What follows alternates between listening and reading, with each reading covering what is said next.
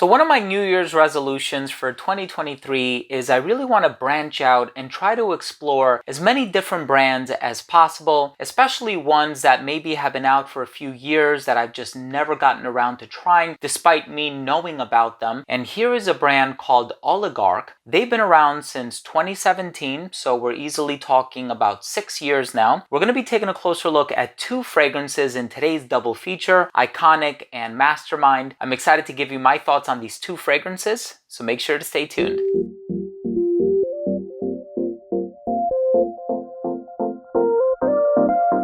Now, before I begin today's episode and I give you my thoughts on these two fragrances by the brand OLIGARQUE, they are called Iqoniqe and Mastermind, I do want to start the video off by saying that if you're a fan of fragrance-related content, please do consider supporting the channel by subscribing to it. Hit the bell icon so you could be notified whenever I do upload future videos to the channel. And of course, give this video a thumbs up if you enjoyed it or if you took something of value from today's episode. It would really mean a lot to me. So this is a brand that is available at Door Prestige. I've actually reviewed a bunch of brands that company carries. I'm going to leave links down below to other videos that I've done for brands that are being carried by Door Prestige. They have a lot of really hard to find niche brands. They are amazing people over in California. Really fast shipping, great customer service. I couldn't recommend them enough. So here we have a niche brand where the logo or the mascot is a lion. A pack of lions is called a pride, or a group of lions, I should say, is called a pride. And it's something that represents nobility and regality. And I really do like the aesthetic of the brand. These are the only two fragrances within the brand's lineup as far as I know. And here we have one that leans a little bit more feminine, which is Mastermind. Iqoniqe leans a little bit more masculine. I can totally see why certain people would enjoy wearing either one of these, so they are unisex in their own way. But in terms of maybe the presence of some fruity ingredients or floral ingredients, they can skew in either one direction or the other. In any case, I'm excited to give you my detailed thoughts on the smell. Let's start things off with the presentation.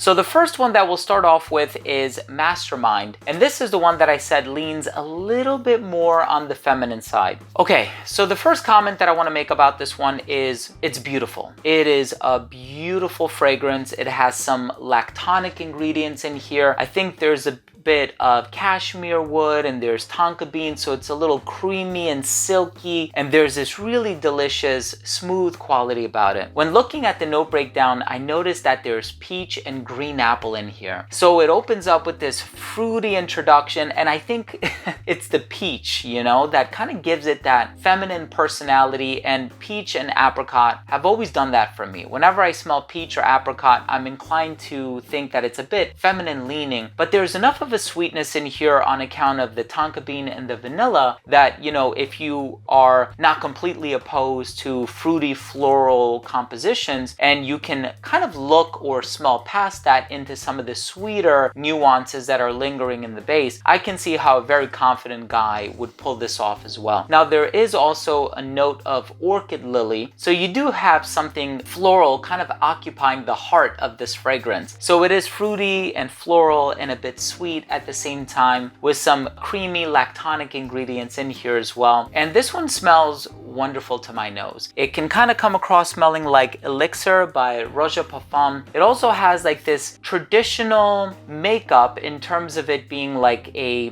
feminine leaning fragrance, and I'm using that just as a way to kind of explain it in layman's terms, even though I personally find all fragrances to be, for the most part, unisex. People should wear whatever they want to wear, right? But I do find that because of that traditional makeup of the fruity and the floral and a slightly sweet presence in the base, this one does come across a little bit on the feminine side of things, but I love it. I think it's a beautifully done fragrance, perfect for the colder weather too. And this one is going to get you about 8 hours on your skin. So if you're looking for really decent longevity, but also something that has a nice full presence, especially in the colder weather, Mastermind is really well done in my opinion. Now the next one is called Iqoniqe, and this one is another wonderful release from the brand, and it is the masculine leaning fragrance of the two. Now it's funny because this one actually has a lot more floral ingredients in it.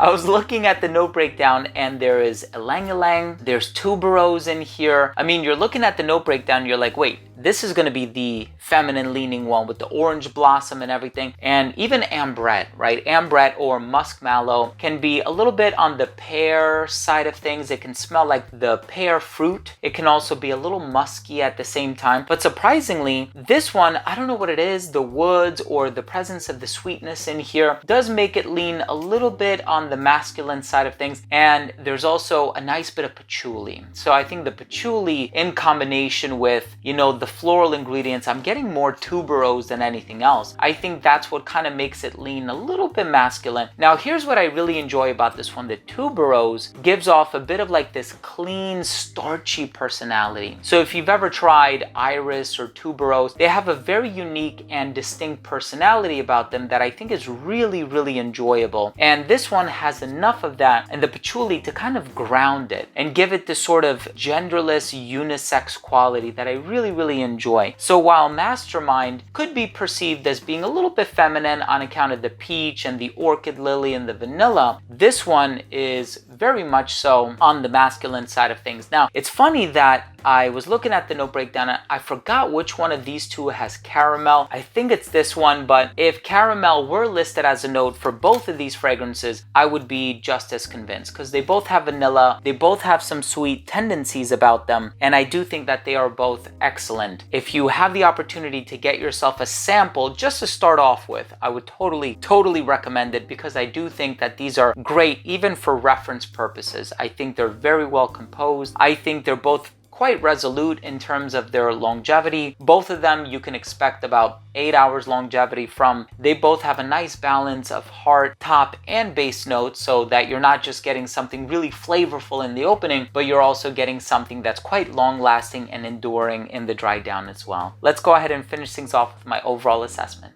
So first up, in terms of the uniqueness and the overall smell, while both of these fragrances are constructed in a way where you'll get ingredients that you've been exposed to in the past, I can't quite compare either one of them to any fragrance that I own or I have tried. So there is a certain level of uniqueness in there that I really appreciate. In terms of the overall smell, they're both very pleasant, no rough edges. They both have something really sweet and sultry and quite flirtatious about them, so I really do enjoy that. And in terms of the specific ingredients being used, they both do sort of convey elegance, regality, and nobility, and I really appreciate that. Longevity on both of them was about 8 hours. Projection was great for the first hour of application. It radiated within an arm's length. You don't have a bunch of citrusy ingredients that make it overly effervescent or makes it very volatile in the opening. So I would say within an arm's length is the type of projection that you could expect. I would say it became an elbow's length scent right around hour 5, a skin scent right around hour 8. So the performance for both of these is actually very good. In terms of the versatility, I think they're both great for the colder weather. They would both appeal to somebody who's a little bit more experienced with niche fragrances. I think they can both be worn formally. Casually, I usually think of like citrusy aquatic fragrances or even blue fragrances. These fragrances are not that, right? So these are great for formal occasions when you're dressed to impress. And I do think that Mastermind is the more feminine leaning one, Iqoniqe is the more masculine leaning one, but at the end of the day, they're both unisex. And in terms of the presentation, I really do enjoy the presentation. The box has a sturdy construction. The bottle feels nice and heavy. The cap is really nice with the logo at the top here. My final verdict on these fragrances is this is a really nice house that has been out since 2017. I'm only just this year discovering the brand, but I certainly look forward to what other fragrances this brand plans to hopefully release in the near future. I'm a fan and it's definitely caught my attention, and Door Prestige has a lot of incredible brands. I couldn't recommend them enough. Thank you so much for watching. I really hope you enjoyed this video. If you did, please do consider supporting the channel by subscribing to it, hit the bell, and give it a thumbs up. Definitely check these out. I'm gonna leave the links down below. Thank you so much for watching. Love you guys. See you tomorrow. Bye.